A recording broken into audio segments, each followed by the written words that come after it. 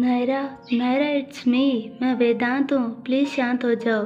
मैं तुम्हें कुछ नहीं होने दूंगा और ना ही मेरे होते कोई तुम्हें हर्ट कर सकता है। प्लीज़ प्लीज़ शांत हो जाओ नायरा, मैं यहीं हूँ तुम्हारे साथ। वेदांत ने इतनी शांति और प्यार से ये सब कहा कि नायरा एकदम से शांत होने लगी। हाँ नायरा, शांत हो जाओ, मैं यहीं हूँ तुम्हारे पास। वेदांत ने धीरे से उसका सिर वापस तकिए पर रखा तो अभी भी उसकी आंखें बंद थी और आंसू बह रहे थे।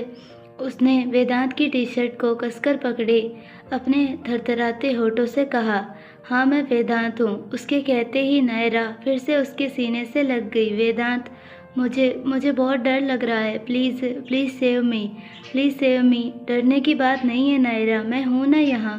तुम सो जाओ, सो जाओ, ओके। वेदांत ने उसे सीने से लगाए हुए वापस लेटा दिया और तब तक वैसा ही रहा जब तक उसे फिर से नींद नहीं आ गई। जब वो फिर से सो गई, वेदांत ने उसकी मुट्ठी से अपनी टी शर्ट छुड़ा ली। वो जल्दी से गया और बोल में पानी लेकर आया। नायरा के माथे पर उसने ठंडे पानी की पट्टियाँ रखना शुरू कर दिया। उसी का ख्याल रखते रखते उसे भी नींद आ गई। अगले दिन जब नायरा की आंख खुली तो उसने खुद को अलग कमरे में पाया, पर जैसे ही होश संभाला उसे याद आ गया कि कल रात उसने जैन को देखा था। उसके बारे में याद आते ही उसकी धड़कन फिर से काबू के बाहर होने लगी। वो एकदम से उठकर बैठ गई और उसी के साथ उसके सिर और सीने में दर्द उठा। ऐसा ऐसा कैसे हो सकता है? वो वापस कैसे आ सकता है? वो तो मर गया था। मैंने अपने हाथों से मारा था उसे। फिर वो कैसे? उसकी आंखों से अपने आप आंसू गिरने लगे और सांसें फूलने सी लगी। ऐसा नहीं हो सकता, नहीं हो सकता। उसे बुरी तरह रोना आने लगा और सीने में उठते दर्द की वजह से वो बार बार अपने ही हाथ से अपने सीने पर मारने लगी। तभी वेदांत वहां आ पहुंचा और नायरा को ऐसा करते देखकर वो भागकर उसके पास आया। नायरा, नायरा क्या कर रही हो? रुक जाओ। उसने बड़ी मुश्किल से नायरा को रोका पर उसके आंसू ना रोक सका। नायरा, नायरा क्या हुआ? बहुत बहुत दर्द हो रहा है मुझे मुझे मुझे सांस नहीं आ रही है वेदांत। वो रोते हुए उससे लिपट गई। सीने में दर्द हो रहा है। वो रोती रही। वेदांत को कुछ समझ नहीं आ रहा था कि वो क्या करे, इसीलिए उसने उसे अपने सीने से लगा लिया। वेदांत ने उसे कुछ ऐसे थामे रखा कि उसके बिना कुछ कहे ही वो शांत होने लगी। वो लगातार उसकी पीठ और उसके बालों को सहलाता रहा। जैसे ही वो शांत हुई, वेदांत ने उसका चेहरा अपने सामने लाया। नायरा, तुम ठीक हो ना? उसके सवाल पर नायरा ने बस पलकें झपका दी। वेदांत महसूस कर पा रहा था कि उसका बुखार अभी भी कायम था और शरीर की ताकत भी कम हो गई थी। नायरा, तुम्हारी मॉम परेशान हो रही है तुम्हारे लिए। मैं तुम्हें घर छोड़ दूँ? उसने फिर से पलकें झपका दी। मैं जल्दी से रेडी होकर आता हूँ। तुम्हें घर ड्रॉप करके फिर ऑफिस जाऊंगा। तब तक तुम आराम कर लो, ओके? वेदांत ने उसे हेडबोर्ड से टिकाकर बैठाया और ब्लैंकेट उसके ऊपर डाल दी। वो खुद उठकर खड़ा हुआ। मे आई कम इन? वो भयानक आवाज़ सुनते ही नायरा फिर से सहम गई। उसने दरवाजे की तरफ देखा तो वहाँ वही इंसान खड़ा था जिसे वो फिर से कभी नहीं देखना चाहती थी। फिर एक बार जैन रजावत उसके सामने खड़ा था। जैन को दरवाजे पर खड़ा देखकर नायरा के होश उड़ गए। उसने झटके से ब्लैंकेट को कसकर पकड़ लिया। उसकी आंखों में डर उभर आया। आप यहाँ? वेदांत ने हैरानी से पूछा। तभी मनीष जी वहाँ आ गए। वेदांत, कल जो हुआ वो देखने के बाद ये नायरा के लिए परेशान थे, इसीलिए उसका हालचाल पूछने आए हैं। मनीष जी उसे लेकर अंदर आए, पर जैन का आगे बढ़ता हर कदम नायरा की पकड़ उस ब्लैंकेट पर और कस रहा था। कैसी है आप मिस नायरा? उसने जैसे ही नायरा की तरफ देखकर पूछा। नायरा की आंखों से आंसू गिरने लगे और पूरा बदन कांपने लगा। ये देखते ही वेदांत उसके पास बैठ गया। Naira, are you okay? पर नायरा ने कोई जवाब नहीं दिया। I am sorry mister Rajawat, पर इसे अभी भी तेज बुखार है, इसीलिए ठीक से बात नहीं कर पा रही, वेदांत ने कह दिया। अब तक बुखार है? मनीष जी हैरान हो गए। हाँ डैड, पर नायरा को घर वापस ले जाना ज़रूरी है। रेखा आंटी परेशान है। ऑफिस जाने से पहले इसे ड्रॉप कर दूंगा, वेदांत ने कहा। तुम जाकर रेडी हो जाओ, मैं तब तक नायरा के पास हूँ। ओके, मैं बस अभी गया और अभी आया। वेदांत नायरा के सिर पर हाथ फेरकर वहाँ से निकल गया।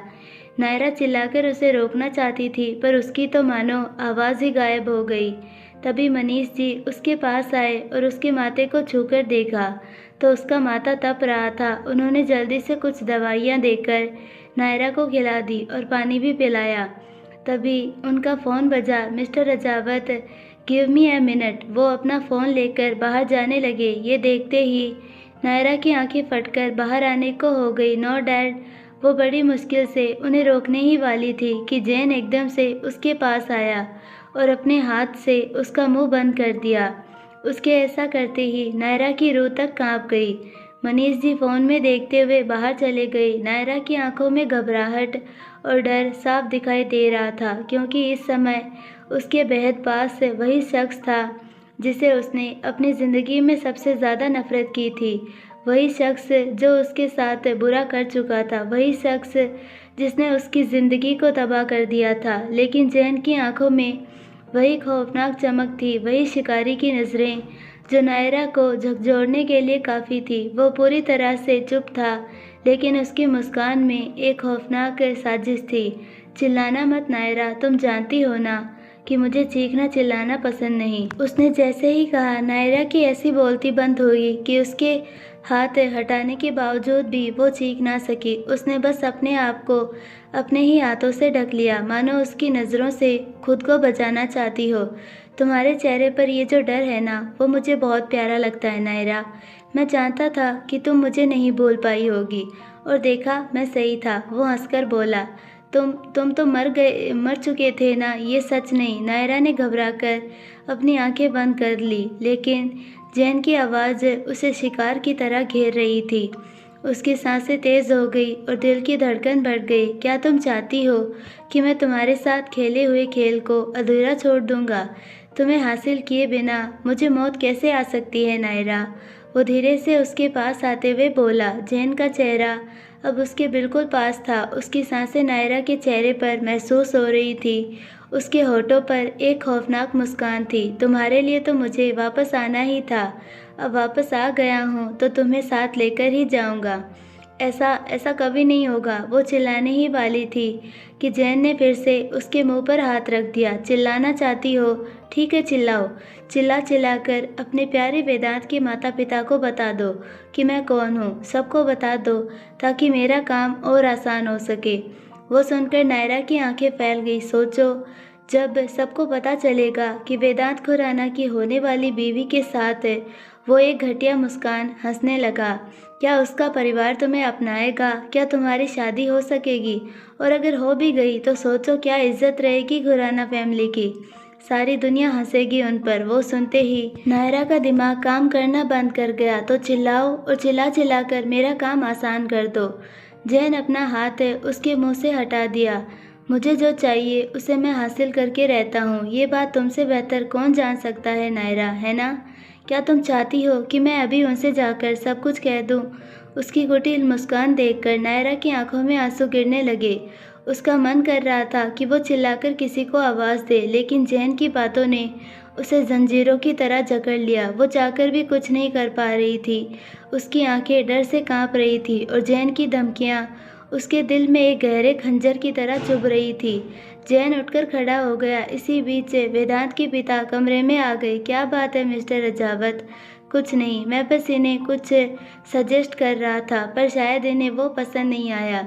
लेकिन क्या बात है? मैंने कहा कि वेदांत को ऑफिस का काम है, तो मैं इन्हें इनके घर तक ड्रॉप कर देता हूँ। ये सुनते ही नायरा के होश उड़ गए। आप नायरा को ड्रॉप करेंगे? Thank you so much, but इसकी कोई ज़रूरत नहीं है। अब हम साथ में काम कर रहे हैं मिस्टर खुराना, तो इतना तो कर ही सकता हूँ। वैसे भी आपकी फैमिली मेरी भी फैमिली जैसी ही हुई ना। वो नाटक करते हुए बोला। नायरा बेटा, तुम जाओगी ना इनके साथ? नायरा ने जैसे ही जैन की ओर देखा, उसने उसे आंखों से ही हाँ कहने का इशारा किया। उसकी नज़र में जो धमकी थी वो नायरा समझ गई और उसने ना चाहते हुए भी हाँ में सिर हिलाया। ये देखकर मनीष जी खुश हो गए। तो आओ बेटा, मैं तुम्हें गाड़ी तक छोड़ देता हूँ। मनीष जी ने उसे सहारा दिया और रूम से बाहर ले जाने लगे। नायरा से ठीक से चला भी नहीं जा रहा था, क्योंकि उसके कदम आगे बढ़ ही नहीं रहे थे और जैन ये साफ देख रहा था। मनीष जी किसी तरह नायरा को जैन की गाड़ी तक लाए और पीछे बैठा दिया। Please be careful mister Rajawat, आप बिल्कुल चिंता मत कीजिए मिस्टर खुराना, मैं आपकी अमानत को उसके घर सही सलामत पहुंचा दूंगा। वो सुनकर मनीष जी को राहत मिली। आगे ड्राइवर बैठा था, इसीलिए जैन पीछे आकर बैठ गया। जैसे ही वो नायरा के पास बैठा, नायरा बहुत ज़्यादा डर गई और उससे दूर हट गई। बेटा ध्यान से जाना, ओके। मनीष जी ने उसके सिर पर हाथ फेरा। ड्राइवर ने तुरंत गाड़ी का कांच बंद कर दिया और वहाँ से निकल गया। मनीष जी जैसे ही वापस अंदर आए, वेदांत नायरा के बारे में पूछने लगा। उन्होंने जैसे ही बताया कि नायरा को उन्होंने जैन के साथ घर भेज दिया, वेदांत उनसे नाराज़ हो गया क्योंकि उसे ये बात पसंद नहीं आई थी। वो जानता था कि नायरा ठीक नहीं थी और उसे वेदांत की ज़रूरत थी। वेदांत ने तुरंत अपना फ़ोन निकाला और किसी को कॉल किया। दूसरी ओर अब नायरा जैन के साथ गाड़ी में अकेली पड़ गई। वो लगातार अपने पैर और हाथ आपस में मल रही थी। ये देखकर जैन हंस पड़ा और वो सब कुछ समझ पाती उससे पहले ही उसके ऊपर झुक गया। नायरा सीट पर गिर गई और वो उसके ऊपर आ गया। डर के मारे नायरा की तो सांसें ही अटक गई। क्या हुआ? मुझसे डर लग रहा है नायरा बेबी। नायरा जवाब तक नहीं दे पाई। 5 साल मुझसे दूर भागती रही, आखिर क्यों? वो गुस्से में जैसे ही चिल्लाया, वो डर कर रोने लगी। वेदांत वो जैसे ही उठने को कोशिश करने लगी, उसके हाथ भी कसकर पकड़ लिए। वेदांत नहीं, जैन, तुम्हारी ज़ुबान पर सिर्फ मेरा नाम होना चाहिए। कितना तलाश किया, कितना ढूंढा तुम्हें मैंने, पर तुम यहाँ शादी कर रही हो। तुमसे ये उम्मीद नहीं थी मुझे नायरा। मुझे जाने दो, मैं तुम्हारे आगे हाथ जोड़ती हूँ। तुम्हें जाने देने के लिए वापस नहीं आया हूँ, मैं अपने साथ ले जाने आया हूँ। मेरा वादा है तुमसे, ये शादी हरगिज़ नहीं होगी, कभी नहीं होगी। वो उसकी आंखों में आंखें डालकर बोला, जाने दो। नायरा रोए जा रही थी पर वो उसके करीब आने लगा। नहीं जैन, जाने दो। नायरा चिल्लाने लगी पर जैन नहीं रुक रहा था। उसने डर के मारे कसकर अपनी आंखें बंद कर ली, पर तभी ड्राइवर ने एकदम से गाड़ी का ब्रेक लगा दिया, जिससे वहाँ एक ज़ोरदार झटका लगा। नायरा सीट से नीचे गिरने ही वाली थी कि उसने उसे बचा लिया और वापस से उसके सीट पर पटक दिया। What the hell! जैन ने गुस्से में उठा और ड्राइवर को गालियां बकने ही वाला था कि उसने अपनी गाड़ी के ठीक सामने एक खड़ी गाड़ी नजर आई। दरअसल गाड़ी नहीं, वो एक पुलिस जीप थी। उसका दरवाज़ा खुला और अंदर से रुद्र बाहर निकला।